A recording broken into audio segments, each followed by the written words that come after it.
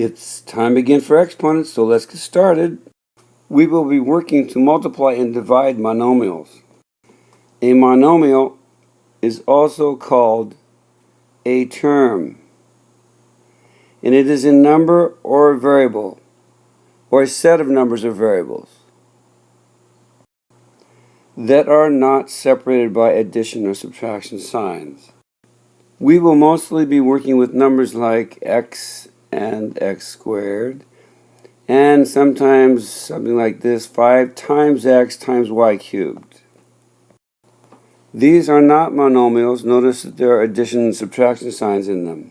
You have to keep in mind that every number to the first power is itself. So 8 to the first power is 8, as x to the first power is equal to x. And that if there is a zero exponent, that means that number or that variable will always be equal to 1. We are asked to multiply x squared times x squared. So we need to break this down into what it really is. X squared is x times x, and there's another x squared, x times x. And importantly, we have to keep in mind that every number has an exponent. The x's here are to the exponent 1. Each one is then x to the first power, or equal to x. So when we look closely at this, we see that there is a 1, 2, 3, 4 x's, and this is how we get x to the fourth power. So we will be breaking down all of these multiplication exponent problems into x's or numbers to the first power, and then we'll add them up. There is a rule here that we can follow, and the rule is, since there are 2 x's here, we add it to the 2 x's here, and this rule is how we come up with x to the second power plus x to the second power equals x to the fourth power. You will be required to write this rule down right here on every problem, and it is through knowing this rule that you will be able to remember the shortcut rule.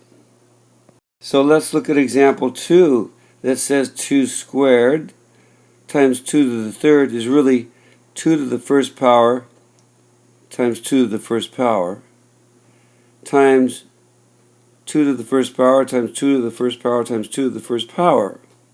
As you can see, there are 5 2 to the first powers, so this is how we arrive at our answer, and the rule is 2 to the 2 plus 3 equals 2 to the fifth. It's your turn to try.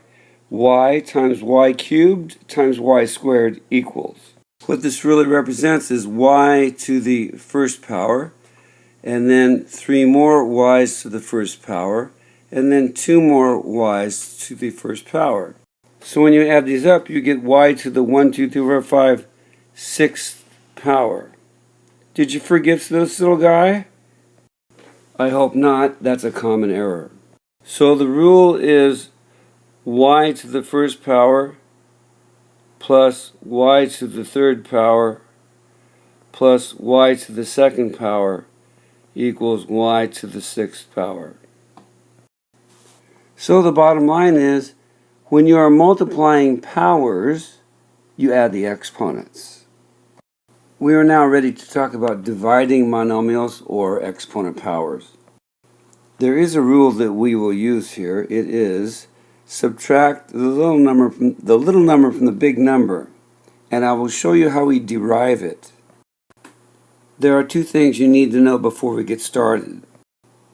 First of all, just like in the last problem, we have to know that x to the fourth power here is really x to the first power 4 times, and x to the second power here is really x to the first power 2 times. Now, a fraction like this is really just a little division problem waiting to be done. And we can divide this x into this x, and this x into this x. And when you divide a number into itself, the answer is 1. So you just created a 1 2 times. So in the denominator, we just made a 1 times 1, which equals 1. And we made 1 times 1, which equals 1, times x, and we add the exponents, and it becomes x squared over 1. Any number divided by itself is that same number, so this answer is x squared. Please note there were 4 ones on the top, 2 on the bottom. If we subtract the little number 2 from 4, this is the rule that I come up with. 4 minus 2 would then equal x to the second power, which we have written right here. So here is the second problem. We have 7 to the 5th power, which is 7 to the first, and 7 to the 3rd power is 7 with 1s here. We can now cancel 3 of these out, making 1s, and it leaves 7 squared. So the answer is 7 squared over 1, or 7.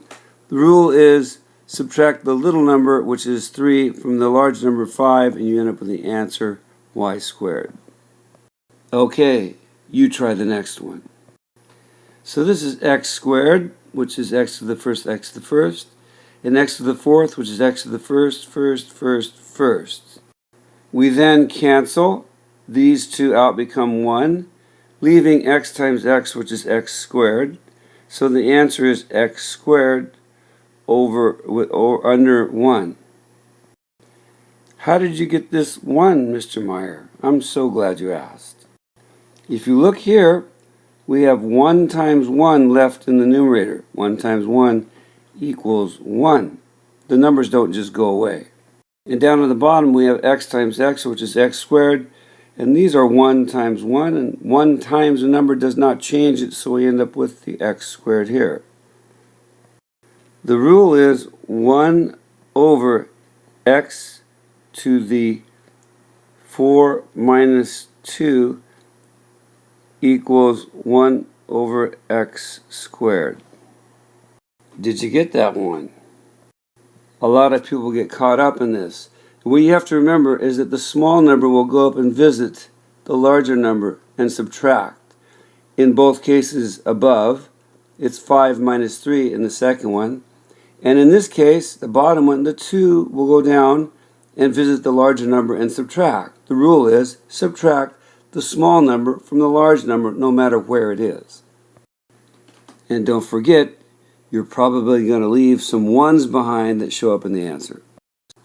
So here is a complex problem, and it reveals x to the 4th power times x to the 3rd power divided by x to the 2nd power times y to the 2nd power.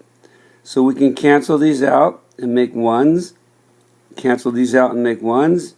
That leaves x squared and y in the numerator, and it leaves 1s times 1 in the denominator, which we don't need anymore. The rule would be x to the 4 minus 2 times y to the 3 minus 2, and that is because the 2 comes up and visits the 4, and the 2 comes up and visits the 3, giving the answer x squared y.